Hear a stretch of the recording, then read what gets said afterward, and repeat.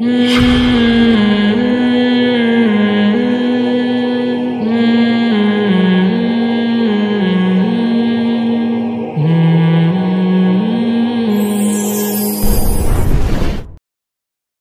نبی صلی اللہ علیہ وسلم کا بھی یہی مزاج تھا. صحابہ کہتے ہیں ہم نے نبی صلی اللہ علیہ وسلم سے زیادہ مزاح کرنے والا کسی کو نہیں دیکھا. مجھے کسی نے, ہمارے جامعہ کے ایک استاذ نے ایسا لطیفہ سنایا کہ اتنا مزہ آیا. Like, comment, share and subscribe to Mufti Tariq Masood, famous scholar. مفتی صاحب کیا ایسی ویڈیو بنا کر جس میں فحاشی نہ ہو یوٹیوب پر, یوٹیوب فیس بک وغیرہ میں اپلوڈ کرنا جائز ہے, جیسے نادر علی بھائی ویڈیو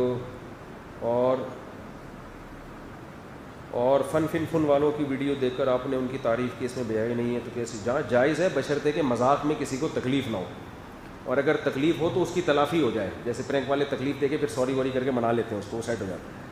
تو اگر ایسا ہے تو پھر جائز ہے, لیکن ایسی تکلیف جس میں اس کی بے عزتی ہو, وہ دل پہ لے جائے, بعض دفعہ نہیں بھی منا رہے ہوتے. ہمارے سامنے تو وہ والے پرینک آتے ہیں جس میں وہ مان لیتے ہیں, جو طبیعت سے ڈھونڈ دیا ہوتا ہے جن لوگوں نے, وہ نہیں آ رہا ہوتا. لیکن دیکھو یہ پرینک بنانا بے حیائی نہ ہو, جائز تو ہے, یوٹیوب پہ اپلوڈ بھی جائز ہے, کمائی بھی جائز ہے, لیکن اللہ نے زندگی ہمیں دی ہے بہت ہی محنت.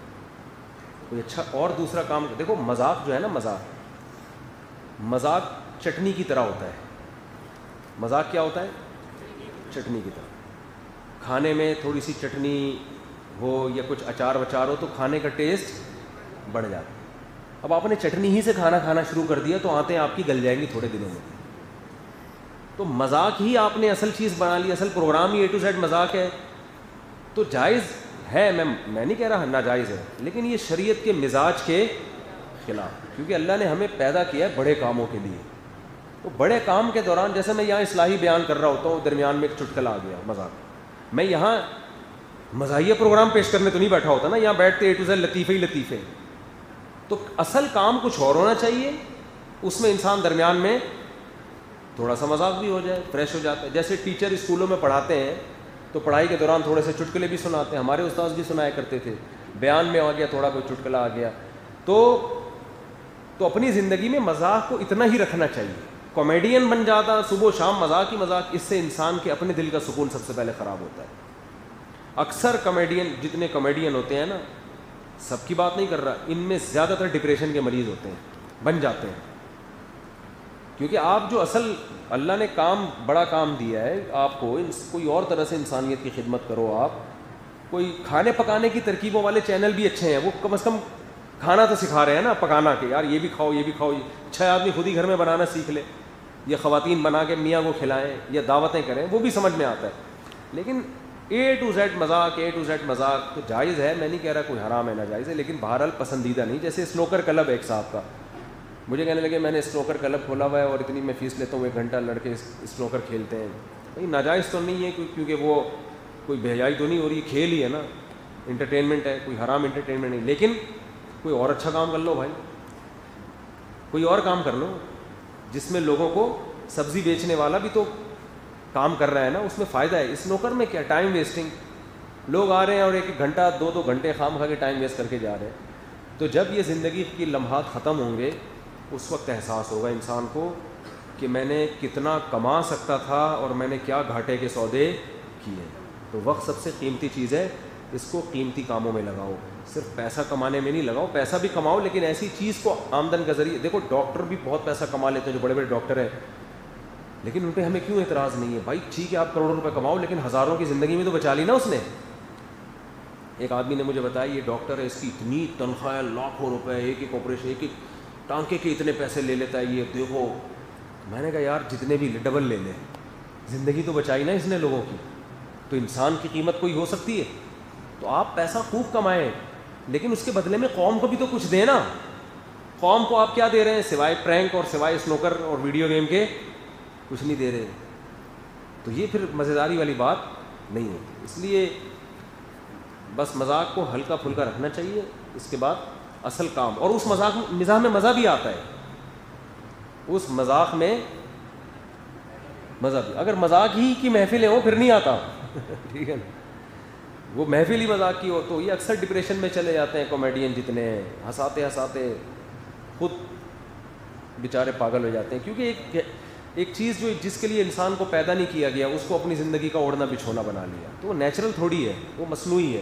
مصنوعی چیزوں میں آج میں ایک دوست سے بات کر رہا تھا کہ جو لوگ سنگر ہوتے ہیں نا, گانے گاتے ہیں اور گانوں کی دھنیں بناتے ہیں, آپ دیکھ لیں ان کی زندگی, ان میں اکثر ڈپریشن کے مریض ہوتے ہیں.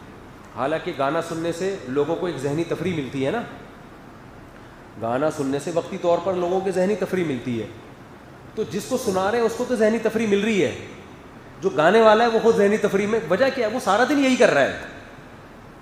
ایک نے 24 گھنٹے میں ایک گانے سننا صحیح کام نہیں ہے کہ یہ سننا شروع کر دیں. میں ایک مثال سمجھانے کے لیے دے رہا ہوں کہ ایک آدمی نے سارا دن میں 2 گانے سنے گا, 3 گانے سنے گا, تھک جائے گا, اپنا دوسرے کام میں لگ جائے گا. جو گا رہا ہے وہ تو سارا دن کیا کر رہا ہے, وہ تو موسیقی کی دھنوں میں ہر وقت پاگل ہو جاتا ہے آدمی. تو اس لیے فنکار, اداکار اور میوزیشین جو ہے نا, زیادہ تر یہ بیچارے ڈپریشن میں گئے ہوئے ہوتے ہیں. سب کی بات نہیں کر رہا, ہو سکتا ہے کوئی نہ گیا ہوا ہو, لیکن اکثر ان میں ایسا ہی ہوتا ہے. آخری عمر میں پھر یہ عجیب سے ہو جاتے ہیں.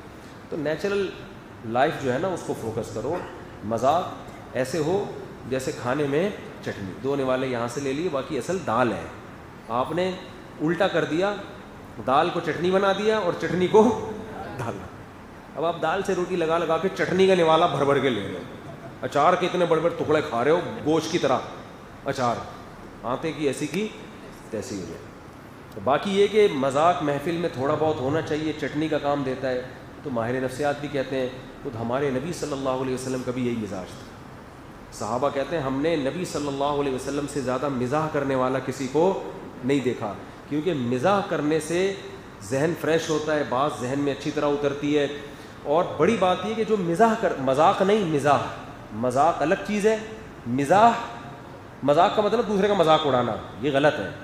مزاح کا مطلب تفریح کی باتیں کرنا. تو اس میں جو مزاح کرتا ہے یہ اس کی علامت ہوتی ہے, اس میں تکبر نہیں ہے. جس میں تکبر ہوتا ہے نا وہ مزاح نہیں کرتا, وہ ہمیشہ سیریس رہے گا.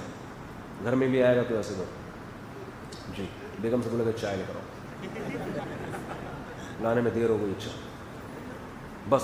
ہم نے ایسے بھی لوگ دیکھے, خود بھی ٹینشن, دوسروں کو بھی ٹینشن. کوئی بچہ تھوڑا سا بول دیا, ہنس دیا, باپ بیٹھا ہوا سامنے تمہیں ہنسی آ رہی ہے, ہر تھوڑے دنوں میں برین ہیمریج ہوگا. آج حضرت دنیا سے تشریف لے گئے. اور جس کی طبیعت میں مزاح ہوتا ہے تو وہ خود بھی خوش رہتا ہے. وہ چھچھوراپن نہ ہو کہ ہر وقت ہی مذاق, یہ تو غلط ہو جائے گا نا. تھوڑا بہت, جیسے وہ چھوڑو رہنے.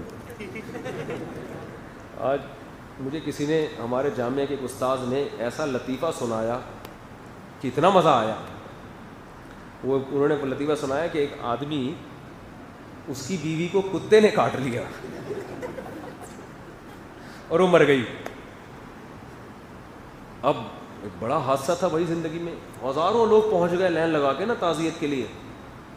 تعزیت کرنے والوں کو اتنا رش کے لائن لگی ہوئی ہے, وہ تاحد نگاہ لوگ ہی لوگ نا, تعزیت کا نمبر نہیں آ رہا. اتنے میں ایک آدمی لائن توڑ کے بھاگتا ہوا آیا, کنارے پہ لے جا کے اس کو بولتا ہے کہ یار کتا ایک دن کے لیے مل جائے گا. یار وہ کتا ایک دن کے لیے ادھار مل جائے گا. اس نے ایک تھپڑ لگا کے بولا جا لائن میں کھڑا ہو جا, تو کیا سمجھتا ہے تعزیت کے لیے آئے ہوئے, سارے کتے کے لیے آئے ہوئے. سب نے درخواستیں جمع کرائی ہوئی ہے, 6-7 مہینے بعد 13 نمبر بھی. کیا سمجھتا ہے. اچھا خیر, دیکھو یار, جب شادی نہیں ہوتی تو ہر وقت شادی نہیں ہو رہی, شادی نہیں ہو رہی, شادی نہیں. جب ہو جاتی ہے تو کتا ادھار لینے کے لیے پہنچے ہوتے ہیں یار.